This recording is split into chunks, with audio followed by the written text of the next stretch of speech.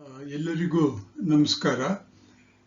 ಇವತ್ತಿನ ಒಂದು ಪ್ರೆಸೆಂಟೇಷನ್ ಅಲ್ಲಿ ಸ್ಟೋರಿ ಆಫ್ ಎಕ್ಸ್ಟಿಂಕ್ಟ್ ಪ್ಲಾಂಟ್ ಅಂದರೆ ನಶಿಸಿ ಹೋದ ಸಸ್ಯದ ಒಂದು ಕತೆ ಅಥವಾ ಆ ಸಸ್ಯದ ಬಗ್ಗೆ ಕೆಲವು ವಿಚಾರಗಳು.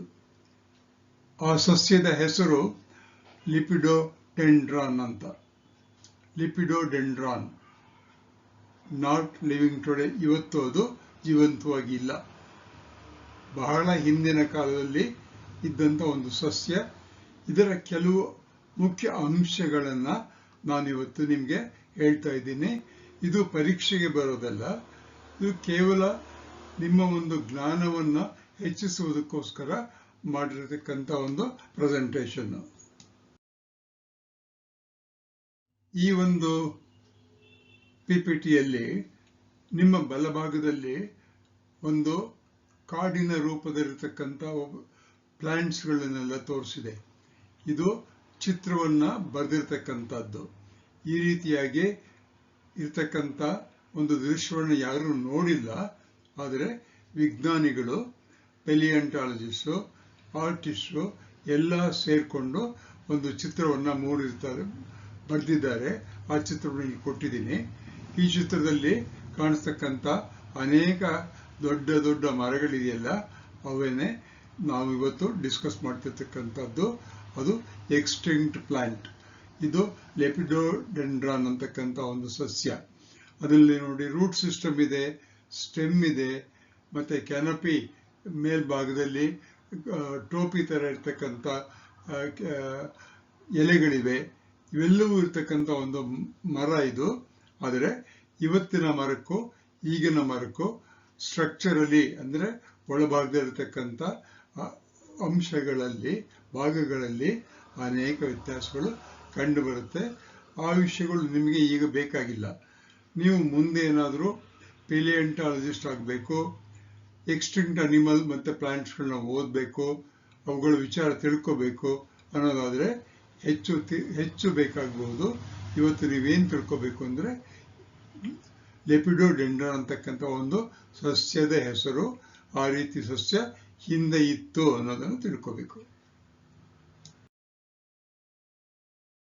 ಈ ಸಸ್ಯ ಸುಮಾರು 300ರಿಂದ 600 ಮಿಲಿಯನ್ ವರ್ಷಗಳ ಹಿಂದೆ ಇತ್ತು ಅಂತ ಹೇಳ್ತಾರೆ.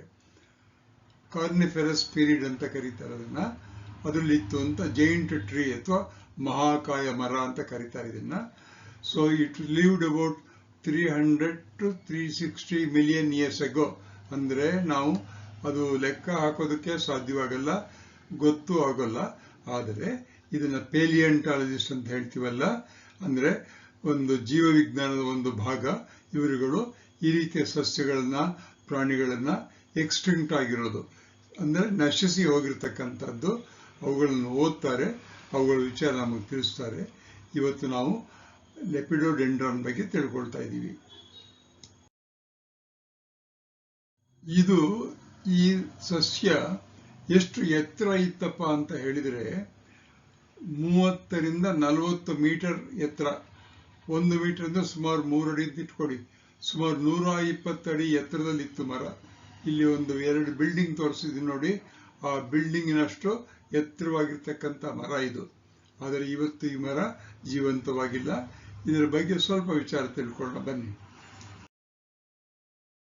ಈ ಮರದ ಲಕ್ಷಣಗಳೇನು ಅಂತ ಹೇಳಿದ್ರೆ, ಟಾಲ್ ಕಾಂಡ್, ಎತ್ತರವಾಗಿರ್ತಕ್ಕಂಥ ನೇರವಾಗಿರ್ತಕ್ಕಂಥ ಕಾಂಡ. ಎಲ್ಲೂ ಸಹಿತ ಕೊಂಬೆಗಳಿರ್ತಿರಲ್ಲ ಇದಕ್ಕೆ. ಕಾಂಡದ ಮೇಲೆ ವಜ್ರಾಕಾರದ ಗುರುತುಗಳಿರ್ತಾ ಇತ್ತು. ಅಂದರೆ ಎಲೆಗಳು ಬಿದ್ದ ನಂತರ, ಅಂದರೆ ಕಾಂಡ ಬೆಳ್ಕೊಂತ ಹೋದಾಗೆಲ್ಲ ಎಲೆ ಬೀಳ್ತಾ ಇತ್ತು.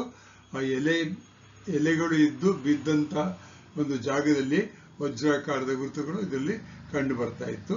ಇವುಗಳನ್ನೆಲ್ಲ ಸ್ಟ್ರಕ್ಚರಲ್ ಆಸ್ಪೆಕ್ಟ್ಸ್ ಅಂತ ಕರೀತಾರೆ. ರಚನಾ ಲಕ್ಷಣಗಳು ಅಂತ ವಿಜ್ಞಾನಿಗಳು ಇವನ್ನೆಲ್ಲ ಗುರುತು ಮಾಡಿದ್ದಾರೆ. ಈ ಮರದ ತೊಗಟೆ, ಎಲೆಗಳ ವಿಚಾರ ಸ್ವಲ್ಪ ತಿಳ್ಕೊಳ್ಳೋಣ.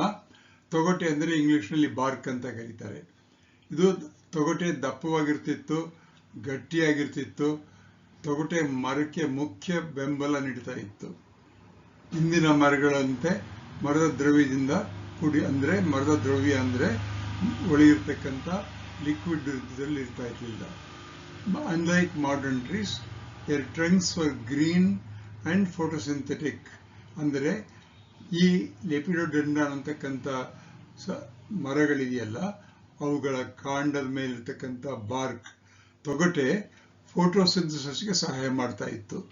ಇವತ್ತಿನ ಮರ ಮಾಡೋದಿಲ್ಲ, ಯಾತಕ್ಕೆ ಅಂತ ಗೊತ್ತಿಲ್ಲ ನಮಗೆ. ಎಲೆಗಳು ಹೇಗಿತ್ತು ಅಂತಂದ್ರೆ ಉದ್ದ ಮತ್ತು ಸಣ್ಣ ಎಲೆಗಳು ಹೆಚ್ಚಾಗಿ ಮರದ ಮೇಲ್ಭಾಗದಲ್ಲಿ ಇರ್ತಿತ್ತು. ಒಂದು ದೊಡ್ಡ ಬ್ರಷ್ ಅಥವಾ ಕ್ಯಾನಪಿ ಅಂತ ಕರೀದ್ವಲ್ಲ, ಒಂದು ದೊಡ್ಡ ಬ್ರಷ್ ತರ ಕಾಣಿಸ್ತಾ ಇತ್ತು ಎಲೆಗಳು. ಇದರ ಬಗ್ಗೆ ಹೆಚ್ಚು ನಾವು ಡೀಟೇಲ್ ಆಗಿ ವಿಚಾರಣೆಗಳನ್ನ ತಿಳ್ಕೊಳ್ಳೋದು ಬೇಡ. ಆದರೆ ಲೆಪಿಡೋಡೆಂಡ್ರಾನ್ ಅಂತಕ್ಕಂಥ ಒಂದು ಮರ 300ರಿಂದ 600 ಲಕ್ಷ ವರ್ಷಗಳ ಹಿಂದೆ ಇತ್ತು, ಮಿಲಿಯನ್ ವರ್ಷಗಳ ಹಿಂದೆ ಇತ್ತು ಅನ್ನೋದನ್ನ ಮಾತ್ರ ತಿಳ್ಕೊಂಡ್ರೆ ಸಾಕು.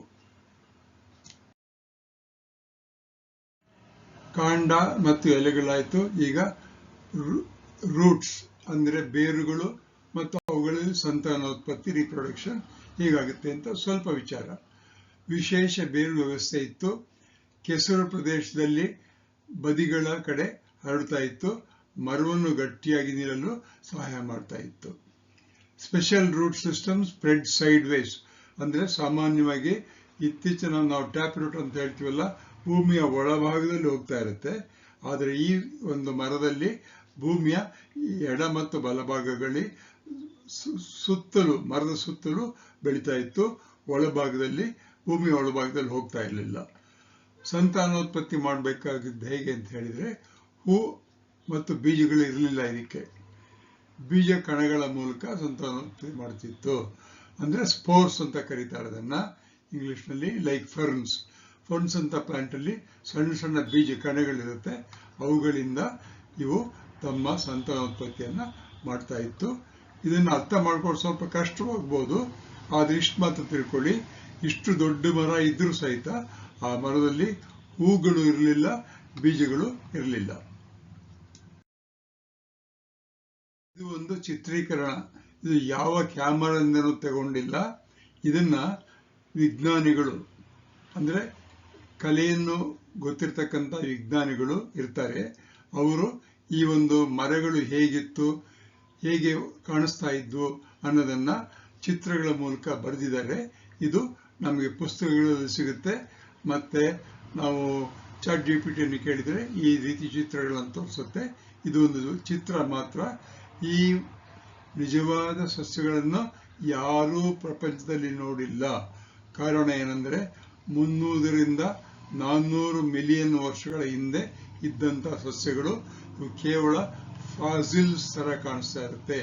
ಭೂಮಿಯ ಒಳಗೆ 2 ಕಲ್ಲಿನ ಮಧ್ಯೆ ಸೇರ್ಕೊಂಡಿರ್ತಕ್ಕಂಥ ಕೆಲವು ಭಾಗಗಳನ್ನು ನೋಡಿ ಈ ಚಿತ್ರವನ್ನು ಮಾಡಿದ್ದಾರೆ.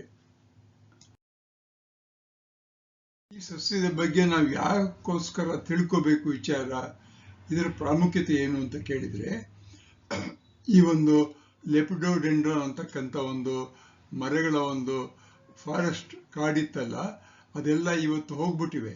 ಆದರೆ ಈ ಮರಗಳು ಭೂಮಿಯ ಒಳಗೆ ಸೇರ್ಕೊಂಡಾಗಿದ್ದಾಗಲಿಂದ ಅಲ್ಲಿ ಕಲ್ಲಿದ್ದಲು ಉತ್ಪತ್ತಿ ಆಗ್ತಾ ಇದೆ. ಈ ಮರಗಳೇ ಕಲ್ಲಿದ್ದಲು ರೂಪವಾಗಿ ಪರಿವರ್ತನೆಯಾಗಿ ಈಗ ಕಲ್ಲಿದ್ದಲು, ನಾವು ಕೋಲ್ ಅಂತ ಹೇಳ್ತೀವಲ್ಲ, ಅದು ಅನೇಕ ಇಂಡಸ್ಟ್ರೀಸ್ಗೆ ಬೇಕಾಗುತ್ತೆ, ಎಲೆಕ್ಟ್ರಿಸಿಟಿ ಮಾಡೋಕೆ ಬೇಕಾಗುತ್ತೆ. ಹೀಗೆ ಬೇರೆ ಬೇರೆ ರೀತಿಯಾಗಿರ್ತಕ್ಕಂಥ ಇಂಡಸ್ಟ್ರಿಗಳಲ್ಲಿ ಈ ಕಲ್ಲಿದ್ದಲನ್ನು ಉಪಯೋಗಿಸ್ತಾರೆ. ಇದು ಕಲ್ಲಿದ್ದಲಿನ ರಚನೆಗೆ ಕಾರಣವಾಗಿರ್ತಕ್ಕಂಥದ್ದು. Fossil evidence suggest they typically lived for shorter than more modern trees. ಇವತ್ತು ಒಂದು ಆಲದ ಮರ ಅಂದ್ರೆ 70ರಿಂದ 80 ಅಥವಾ 90 ವರ್ಷ ಬದುಕಿರ್ಬೋದು, 300 ವರ್ಷ ಬದುಕಿರ್ಬೋದು. ಆದರೆ ಈ ಮರಗಳು ಕಡಿಮೆ ವಯಸ್ಸಿನಲ್ಲಿ ಸತ್ತೋಗ್ತಾ ಇತ್ತು, ಬದುಕ್ತಾ ಇರಲಿಲ್ಲ.